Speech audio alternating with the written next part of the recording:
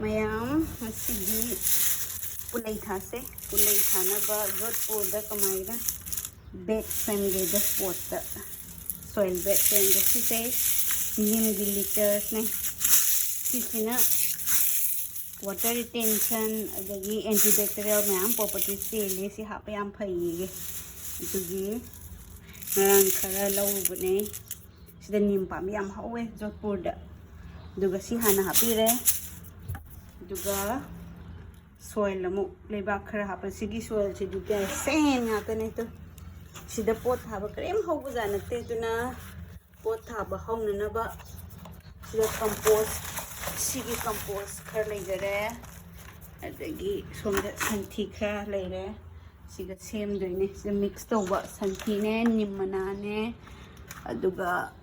lebak khara ga mix tawraga thame sisu hapsan doine sida punna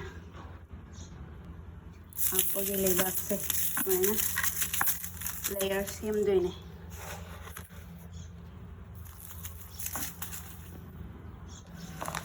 compost khara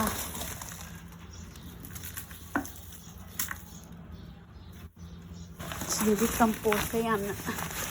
tang online de chenjaine mu yanse duga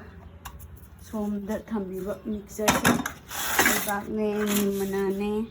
santhi ne simo apsalase oi tu jare tais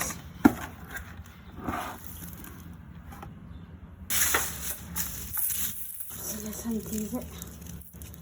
yang kang laure ang isin ko pada maina pok sene de compost ka leba ka tot pa sida ina tham se se apsal lagi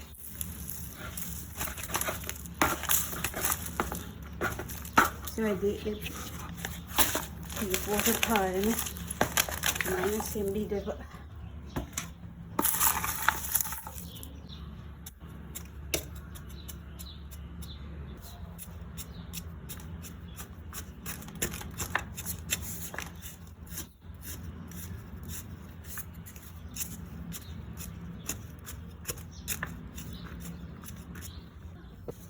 तो सिगी पुल्लै से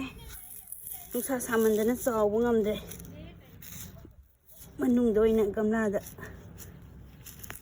thare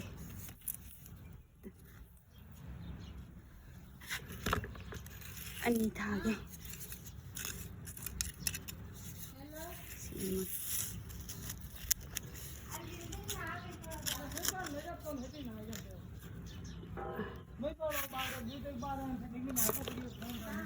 Hajiki pulei do sida leire thar smaya saur ko phajana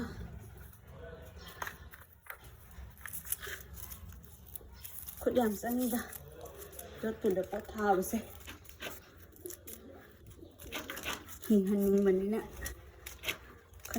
khan tawine tamaga thase ani sema cha sema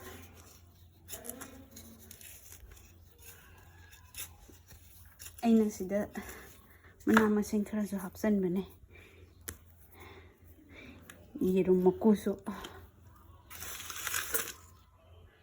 haroina na ba khara tawde ya pulei je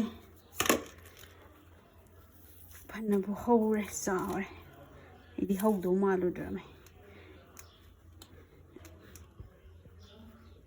Saure palo sauro chanu pa da sum hai da isu hainare ai ga gardening to minna ba da ma dum yahan bagi sauro hayona hai bagi hina dio le dai tv yenga angang gi channel sei se angang gi sei angang dai bagi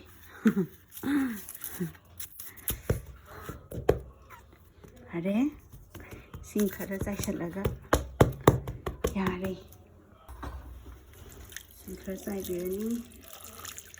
ꯅꯣꯡ ꯅꯤꯅꯤꯗꯤ ꯃꯅꯤꯡꯁꯤꯗ ꯁꯨꯝ ꯊꯝꯃꯒꯦ ꯁꯤꯅꯦ ꯑꯗꯒꯤ ꯁꯤꯗ ꯑꯃꯒ ꯄꯨꯟꯅ ꯃꯄꯥꯝꯕꯤ ꯃꯔꯤ ꯁꯤꯁꯤꯃꯅꯦ ꯁꯤꯁꯤꯃꯅꯦ ꯑꯇꯩ ꯃꯌꯥꯝꯁꯨ ꯊꯥꯔꯛꯈꯤꯒꯦ ꯂꯩꯁꯤꯗ ꯑꯗꯨꯗꯤ ꯚꯤꯗꯤꯑꯣꯁꯦ ꯁ꯭ꯋꯥꯏꯗ ꯂꯣꯏꯁꯤꯜꯂꯒꯦ ꯍꯌꯦꯡ ꯆꯥꯎꯔꯀꯥꯟꯗ ꯑꯃꯨꯛ ꯎꯠꯂꯛꯑꯒꯦ ꯄꯨꯂꯩꯁꯦ ꯌꯥꯝ ꯌꯦꯡꯃꯤꯟꯅꯔꯁꯤ